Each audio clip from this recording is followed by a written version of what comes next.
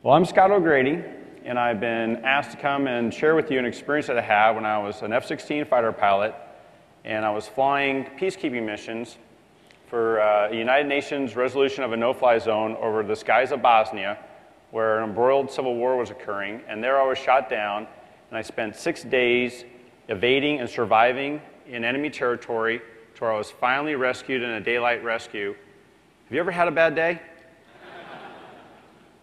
Well, this ended up being a day that turned into 6 days of fighting for my life. And I want to share that story of survival with you. But beyond just trying to entertain you right now with an adventure story, let me do something more important. Let me bring you into that experience. Let me share with you what I was going through mentally and emotionally and physically and spiritually when death did come and knock at my door more than once. But let me also explain to you that during this trial, I had inspiration.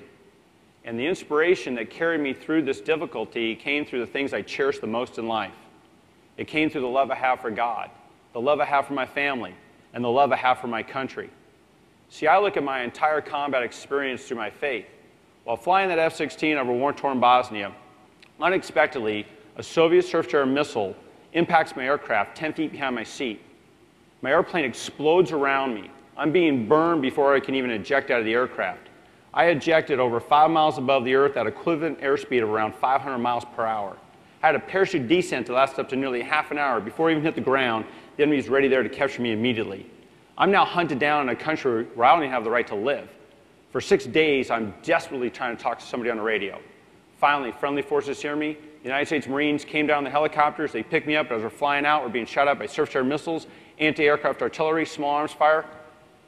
And that ended up actually being the most positive 6 days I've ever had in my life. And I don't want to recommend a near-death experience to any of you. But the reason why it was such a positive experience in my life was solely because of my faith. I was able to explore that relationship I have with God in-depthly like never before. My weaknesses and my strengths were completely exposed and out on the table. But I didn't have revelations or new lessons being learned. What I had were all the old lessons that I was growing up with my family and in my church and even at school. And that was the lesson I learned, was that even in the face of death, the greatest source of peace, comfort, love, and strength that I can ever find in this life comes solely with my relationship that I have with God. But I found out, though, that it's not so much to be a person of faith as it is to maintain trust.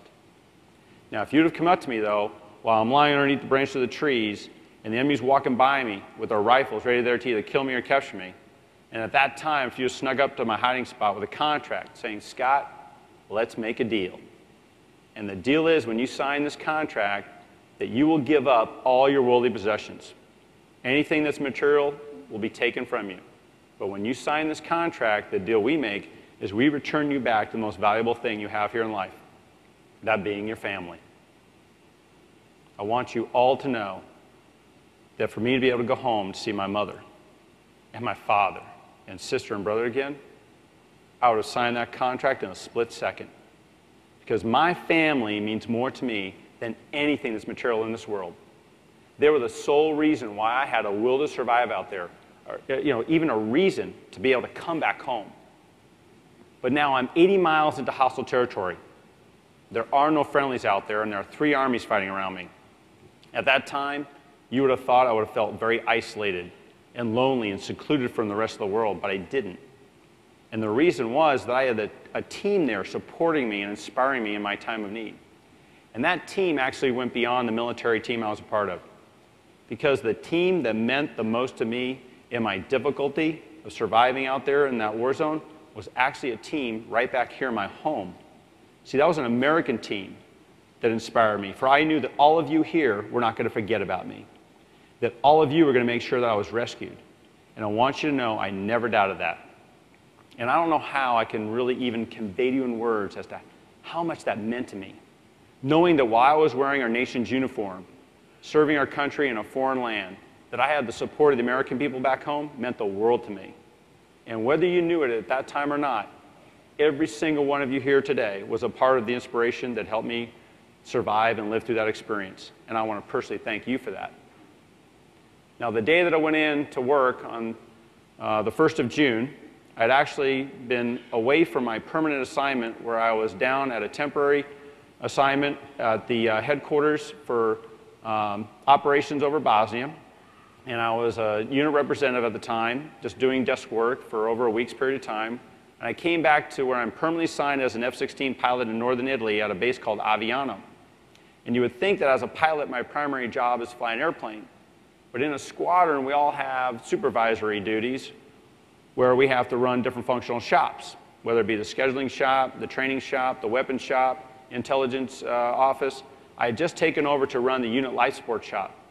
So I'm sitting down at my desk going through paperwork when a good friend of mine, who's our scheduler, comes up to me and he says, Scott, tomorrow on the schedule, the 2nd of June, I have here an opening to fly a mission over Bosnia. I'm writing your name down so you can fly that mission. But he reminded me that for the next month and a half, all we had were training missions.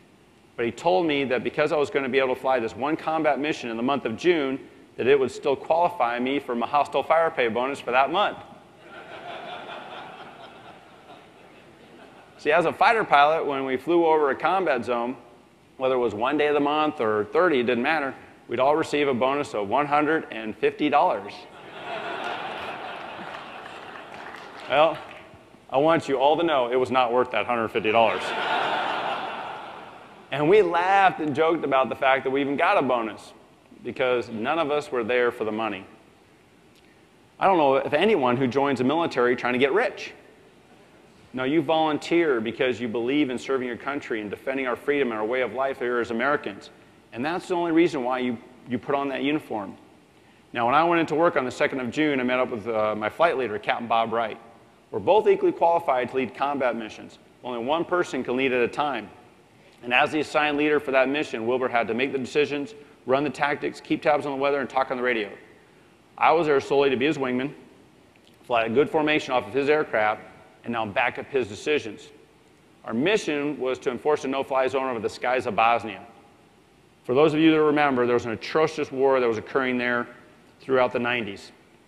And we had atrocities that we hadn't seen to the civilian populace in Europe since the likes of Hitler.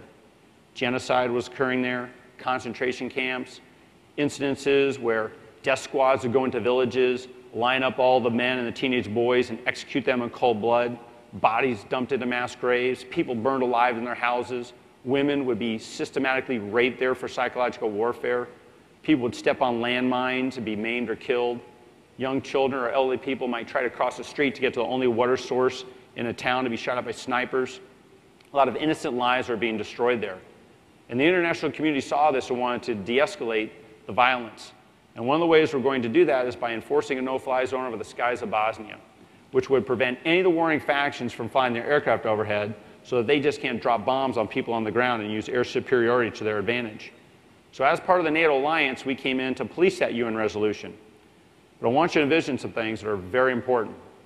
We were not there as a warring faction. We were there solely on a peacekeeping effort. But yet we're still in a hostile environment. What does that mean? It means that all of the integrated air defense systems of Yugoslavia are still intact. All their radar sites can look up and watch where we're flying 24 hours a day. They knew exactly where we were all the time. All their communication posts can listen in on our frequencies to know everything there was to know about our operations. There were no secrets out there. But then even more threatening to us as pilots, all the large gun emplacements that we call AAA and surface-to-air missiles would still be actively there and able to shoot up at us. And the rules of engagement were that if we were shot at by a ground site, we cannot immediately roll in and attack that site to defend ourselves. All we could do was try to dodge the missiles or bullets and vacate the area. Well, that was like walking through a minefield out there on our peacekeeping effort. And as you can see on a map, Bosnia is not a large country. It took us about 2 hours to randomly patrol the entire area. But on this mission, we were not asked just to randomly patrol the entire AOR. We were specifically assigned to monitor the northwest sector of the area. Now, to do that, as pilots, we fly in an oval racetrack pattern called a combat air patrol. But when we stepped out to fly that day, Intel told us, when we fly in that combat air patrol in the northwest sector, we'll have missile sites to the west of us, to the north of us, and to the northeast of us. What we didn't know is that because we were flying that same pattern for over a year's period of time, Serbian forces had seen that we were predictable, brought in a mobile radar-guided missile site called an SA-6, placed it below where we were flying all the time, camouflaged it to set up a trap, and unfortunately, I'm the one that gets caught in that trap. Wilbur and I are flying in a formation we call tactical line abreast. That means we're actually parallel to each other, about 2 miles apart with an altitude stack. We're heading in our westbound direction. We're looking out for enemy aircraft with an onboard radar and our visual lookout. And on the radio, I remember Wilbur saying, "Basher 5-1, threat east." Immediately, I look inside my cockpit. I don't have a warning. I tell Wilbur I'm in the clear. Wilbur's warning goes away within seconds. But not only are we talking to each other about this possible threat, there's an airborne command post that hears our threat call. And it radios up to the U-2 reconnaissance aircraft overhead and other intelligence gathering networks to see, was there a threat emitting below us that we didn't know about? Well, if the word had come back that a threat was below us, we would have vacated the area. But instead, we were told we were in the clear, or so we thought. As we came up now to the Croatian border, we can't cross that for political reasons. We turn our eastbound leg. And after flying down track for a few minutes, I receive a warning now on my airplane. I'm looking outside to see if we're being shot at. I never saw the missile. Immediately on the radio, I tell Wilbur, "Basher 5-2, threat east." He responds by telling me that he doesn't have a warning indication. From the time I get that warning to where the missile impacts is about 6 seconds. I'm shortly underneath the parachute right after that. I never had enough time to dodge the missile or even put out a decoy. All I remember is seeing this red flash go off the right side of my aircraft, and then bam, the missile impacts. Now, it wasn't until after I'm rescued where I'm able to talk to Wilbur on the phone for the very first time from my hospital. And I told him, I said, "I never saw that missile. What happened during that engagement?" He said 2 missiles were actually shot, and that they came up from underneath us. He said the first missile went right in between our aircraft. Second one that came up hit dab smack in the belly of your airplane. He said, "Scott, I saw the airplane explode and it broke up into pieces. The cockpit section sheared off while it was on fire, and it fell off into the clouds where I didn't see eject, I didn't see a parachute, and I thought you were dead." You know what I told him? I said, "Wow, that must have been really cool to watch." Who here sees something like that in real life? We started laughing about it, and then I thought, wait a minute, that's not that funny. It's a moment in my life where I almost died. The only thing I can conclude about laughing about a near-death experience is that in all of our lives, we're going to face trials and difficulties of all different sorts. But we're also going to experience joyful, wonderful times. But no matter where you are in that roller coaster ride of life, I think it's important to maintain a sense of humor about things. Because when that cockpit now started to break apart in front of me, and I'm immediately engulfed in flames, I thought my life was over right then and there. At that moment, I was praying. I said, "Dear Lord, if it be your will, I don't want this to be the end of my life." In a millisecond, I thought about how I'd lived a very blessed life for 29 years, been able to experience more than most people ever will in a lifetime. But selfishly, I still had something I wanted to live for. And please, dear God, if it be your will, I don't want this to be the end. Much to my relief, when I pull that ejection handle, the canopy on the F-16 departs, and I'm ejected out parallel with the horizon. And I can remember seeing a piece of the aircraft now flying around me. And it's here that if I will let the ejection system work on automatic mode, the seat will have me in a free falling down to an altitude of 15,000 feet, then the parachute should automatically open up. Well, that's only if everything's working right. You have to understand, I just came out of an airplane that just blew up around me, and I'd been burned. So I figured the parachute that's behind me in the seat, it's probably been burned as well. It may now never open. So now I'm looking down at the ground 5 miles below me as I'm falling towards it, thinking I just might fall to my death. And that deeply disturbed me. Because I have to make a confession, I'm afraid of heights. So I wanted to know if that parachute would even function at all. Well, there's a manual override handle on the right-hand side of the seat. Much to my relief, when I pull that handle, the canopy opens up on the parachute, my descent rate slows down. This is now the first time I actually have the ability to think about what was happening to me. Prior to that, I was just reacting to stay alive. Well, this is where all of that training I'd received in the military, from the time I entered pilot training through survival schools and continued life support training, I knew all that emergency procedural training was there to save my life. So I instinctively went through my emergency checklist of checking canopy, visor, mask, seat kit, LPU, four-line release. And as I go down my emergency checklist now, I'm looking out over the countryside of Bosnia. And I want you to know, from that high above the ground, it's a very beautiful country.